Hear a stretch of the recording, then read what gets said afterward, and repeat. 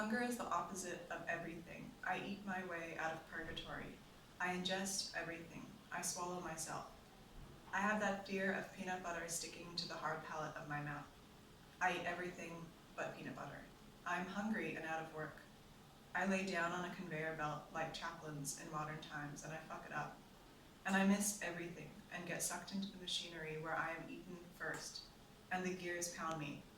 I'm cooked by a Black & Decker waffle iron. My hair falls out. To start with, I eat only my hair and nails. Then I carve bits of thigh and boil them in water to make soup. I eat slow to make the most of it, and sometimes share it with those I love.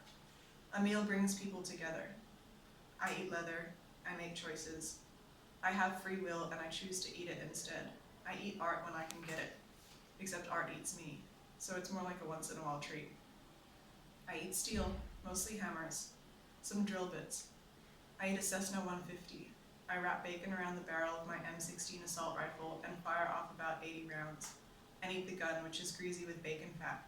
I stick my trigger finger down my throat and eat my throat. My hand eats me, I eat my hand. This next poem is called Pasta Poem. I make a nice pasta from a Women's Weekly recipe. It has garlic, spaghetti, cheese, and grated zucchini, capers, and pepper, salt. I crush the garlic and capers with my fat blade knife. I'm cutting them small and evenly. I like the cooking sensation. I am creating and nourishing. I grate zucchini fast into a bowl and grate my knuckle by accident. It goes in the pot altogether. I am washing the dishes afterwards without eating. I'm not hungry. Later, I'm walking outside, my knuckle still bleeding. I scratch the clot and jelly blood falls down.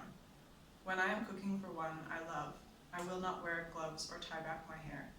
I am the flavor, I say. Nobody will hire me to prepare any food or drink. I do not wash my hands before squeezing a lemon. And this poem is called Plain Poem. The counter is pressing flat up against my belly, leaning into it. I am resting on the counter, so tired I sleep there, hinging the waist at a square angle, and at the table I lean forward on my elbows, the skin becoming flattened on the tabletop, and I lean in the doorway, and I'm looking at myself, reverse mirror in the mirror. So I can lift my left hand, it looks like I am talking with myself. My shoulder flat straight on the wall, and then I am sliding down a thin room of tunnel, my bottom and belly shaping into part of a box, flat front and back.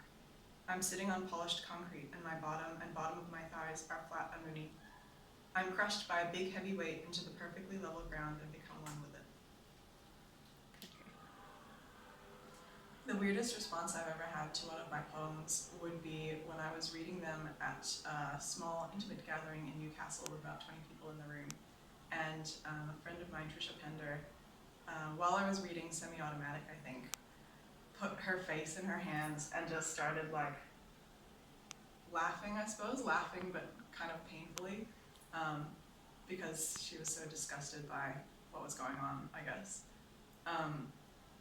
But I've also had people who come up to me and say that my poems are really beautiful, especially after the ones that mention feces. So I think they're both great responses, but on opposite sides of the spectrum. I think the first memory that I have of poetry would be when I was a kid. My parents used to read us different books of poems, and I used to love Shel Silverstein's poems. So like Where the Sidewalk Ends, a collection of like children's poetry that has his own illustrations next to them, and they're extremely absurd and emotional a lot of the time as well. And my parents used to read them to us, but then I also have all of his books and was obsessed with the drawings and the poems from a young age. Poetry to me is a way of expressing many things at once. It's a way of layering meaning into an experience, I think. And it's more powerful than, for me, than other forms of media, because connections become apparent the more you observe. And there's always something just out of your grasp, and the more you look into it, the more you find. Body poems started off with just probably a few poems that I'd had in my mind for a couple of years, poems that I'd written out, and I think I published a couple of them already. And Michelle Cahill wrote to me and said, would you like to be part of the Decibels 3 series that came out with Vagabond Press last year, so 2018. And she wrote to me and said, do you have anything that could go into the series? And I said, I've got like 5 poems that kind of fit into a theme. And she said, well, it has to be between 12 and 24 pages long.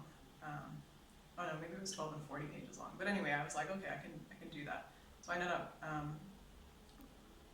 choosing the theme of the body because it was rattling around in my head for ages anyway.